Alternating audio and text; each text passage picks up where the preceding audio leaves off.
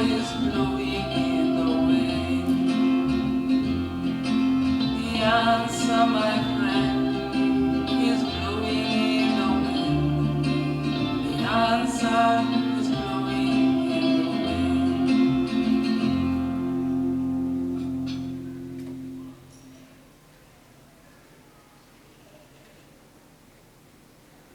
I was married to Ricky Jasuba for 5 good years. He abused my soul from the very beginning, but I never blamed him nor left because I thought all this obsession was a sign of love. I loved Ricky so much, I thought he was just jealous. Ricky beat me up so many times I lost count. So at last, when I decided to go pick my things in December of 2012, the anger that was building inside of me was so much I never wanted to see him again. Another time, after moving out, Ricky calls me and tells me he'd like to see me urgently at 10 p.m. I hesitate, but then Ricky sends me 1,000 shillings for taxi. I tell myself, for Ricky to send me money, this must be serious. So I go and meet at the Natives Hotel at 10 p.m. He tells me how he has meditated over everything and how he thinks that we can get back together. He tells me he's sorry for letting me go and for doing everything to me. That night we didn't take any alcohol. We talked and we talked. He made me feel needed. I even thought of going back and making things work together. That my father had my back even if the whole world criticized my actions. That I had this one important person in my life who would stand by me against all odds.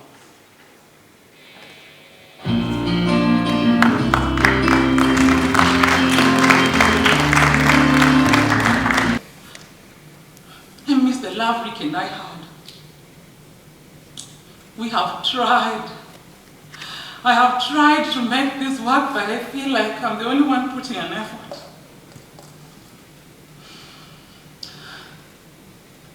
I feel so empty and alone. Even when I enjoy our times together, I always leave feeling empty. No, the violence has not escalated. It's because we don't live together, but I'm afraid if I was to go back, it would be the same old Ricky.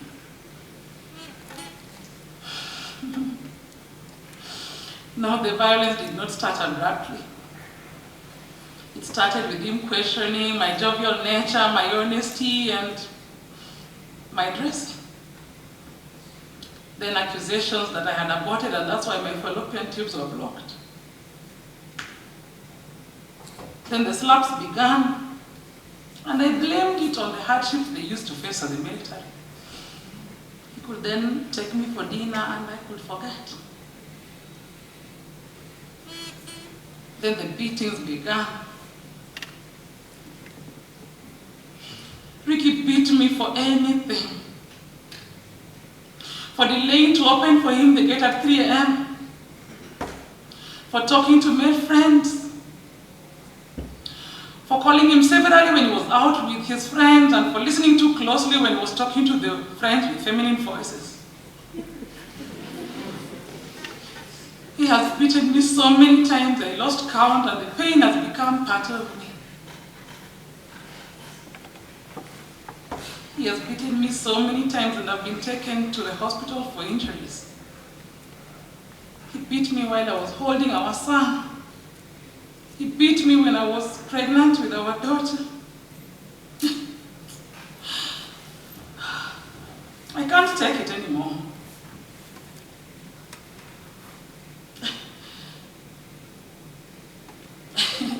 You ask if we say sorry? He's apologized 1,000 times. Trying to be nice, but how do I go back to trusting him?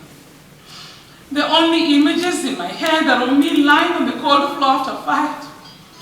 My face turning red with humiliation after he beat me in front of his childhood friend for taking too long in the market. My body lying cold at the bottom of the bathtub. I hate myself.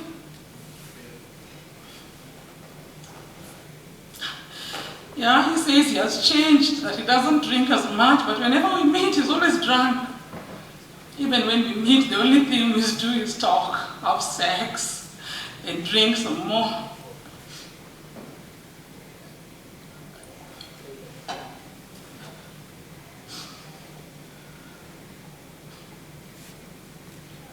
Margaret, myself.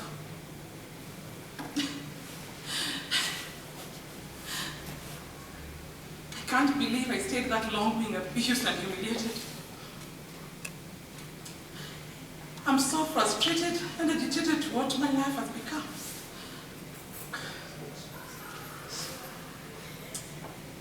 I loved Ricky so much. All I wanted was to share with him a bond in a way that no one else can understand.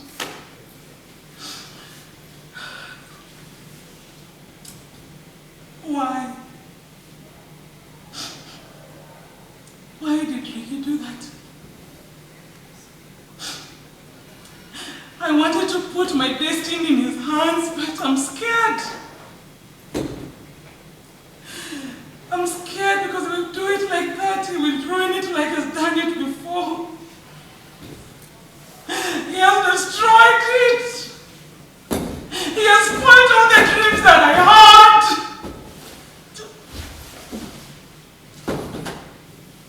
All I wanted was to be happily married.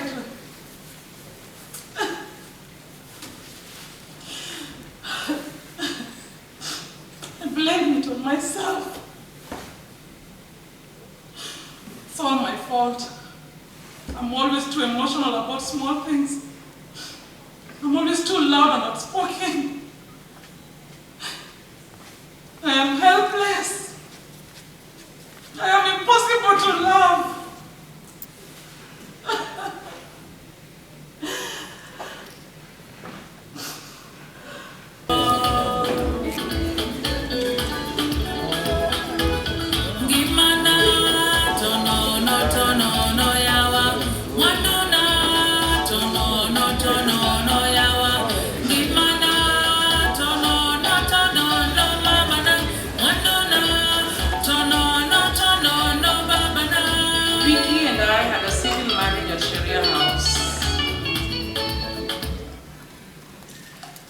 So when I told him I'm filing for divorce, he said I wanted a divorce because I had gotten a boyfriend. First time we met, I was emceeing at an event. So he comes to me and says, "Hi lady, I like the way you made the guests very happy. Can I have your number? I can call you to MC in some of these police events." I gave him my number. A year later, after I had been busy and I had been busy, he calls me and tells me, "Hello, I wanted to wish you a happy new year. I didn't want to start the year without you. I want you to know that I want you to be by my side this year." He invited me for a lunch at the Intercontinental Hotel. I waited for him for 30 minutes. Calling him, he says that his boss had just popped into his office, but I can have the lunch on his bill. I did just that. I took for him the receipt. He said no woman had ever done that. I told him to give me the money because I'm a single mother and every shilling counts. He gave me the money and he decided to take me out for a drink. He told me how he's a divorcee and I'm a divorcee and how we are perfect for each other. He told me about his children, how he was building a big mansionette in the countryside, and how it would be good so that we enter that house together as husband and wife. Another time, I'm having this drink with my girlfriend, let's call her Ada. And superintendent joins us. I see the shock on his face. They know each other. Later, Ada tells me that superintendent fucks her friend. That her friend finances my askari. I told Ada how superintendent spoils me. How he took me to the carnival for my birthday. How he gives me money for petty cash, for my hair, for everything. How he even took me to a restaurant for dinner. Ada says that maybe he's serious, he wants to marry me. I don't believe her. Anyway, another time, the superintendent calls and tells me how they're going for this retreat at the Savo, and he wants me to escort him. I tell him I have a production coming up, so I can't, but you never know. I ask him, what would I be doing if I went there anyway? He tells me in the day I can stay in the room or go to the park, and then in the evening we can meet and have a drink. So Zipporah Nyaroko, to stay in the room during the day, then in the evening to drink and fuck for 5 good fucking days when I have a play coming up.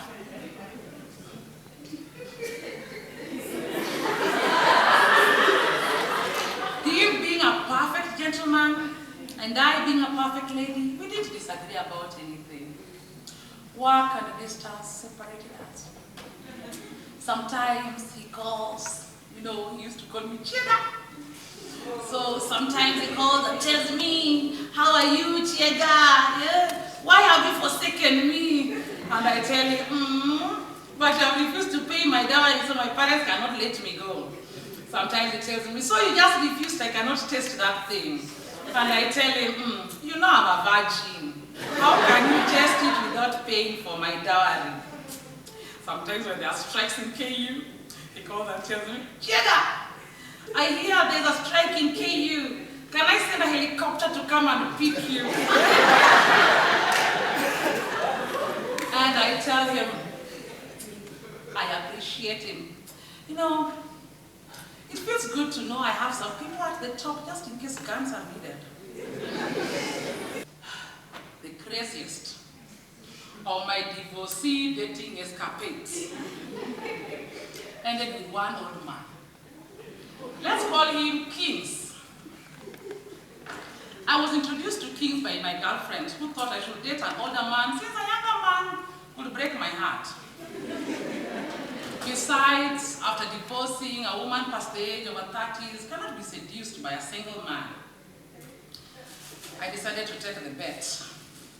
If you think Jaseme was mean, Kings is their grandfather. This guy had 3 Mercedes Benzes and a Prado, but for Kings to give even 1,000 shillings is a sin. Anyway, he will tell you to go with your car to the petrol station and have the car tank filled and you pay for it. So one time, Kings calls and tells me that he wants to meet me alone, since all the time we had been meeting with our friends. He tells me not to go with my car because he wanted us to ride together. He sends me a cab. I go. He then excuses himself to Hapungong Hills Hotel where he was meeting his friends. And we drive. We drive to town in his Prado. Past Nyayo Stadium, past Enterprise Road, into some street I do not even recognize. I keep calm. He then parks his car confidently outside some home pub that has a counter, some table and benches. This place is small and dingy. I tell him I do not like this place.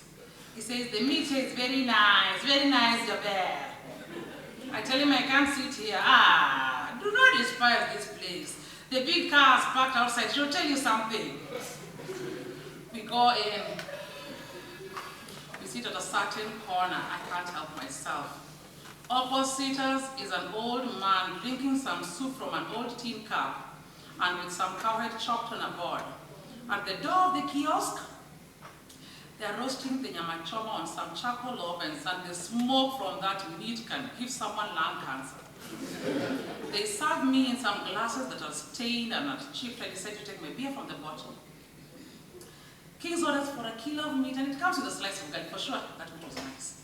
It was very soft and juicy. I see time, I tell him I have to go. At this point, I'm tired, but I keep myself. I tell myself, Zippy, compose yourself. Take it easy. You never know. 1,000 questions come through my head. I ask myself, why is this guy doing this to me? He can afford it. He has the money. What is testing him from wife material? So I tell him, I'm so tired. They're telling me it's almost approaching 10 p.m. I want to go home. I am tired, finished, and pissed off. Ah, Jaber, today you are not going home. Let's just get a place for the night. It's already so late and I can't drive all the way to Thika Road. Meanwhile, he's driving. We find ourselves at somewhere near Kenyatta Market. Inside Kenyatta Market, there's a pub.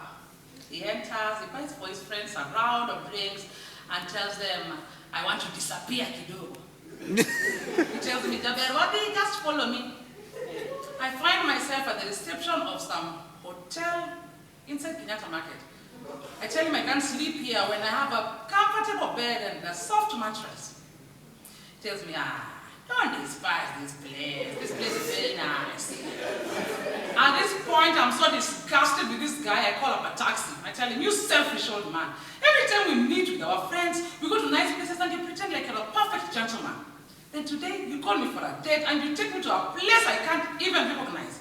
You even lied to me that you want us to go meet your friends, yet you want a cheap fuck in some cheap hotel. How much are the rooms here? 1,000. My taxi comes and I get him, leaving him standing there with his hat down.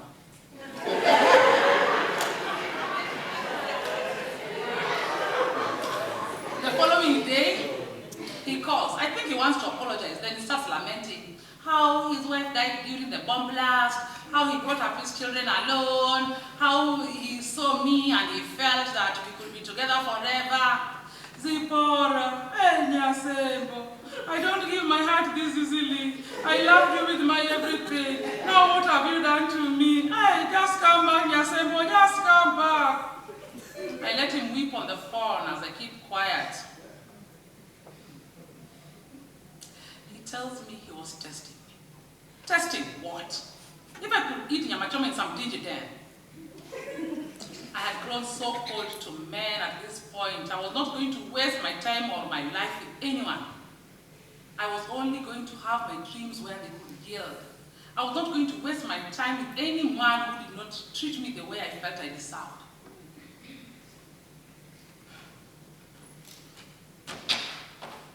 Then I met the picture.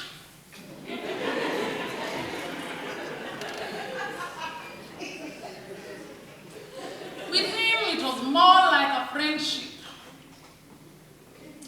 We had been chatting for a while. He told me about his child. He had lost a child with his high school sweetheart, and I had also lost a child. And this connected us. We talked for long. We talked about our girlfriends, our boyfriends. Then he invited me for dinner, and another dinner, and another dinner. Then my stomach started getting swollen and swollen and swollen.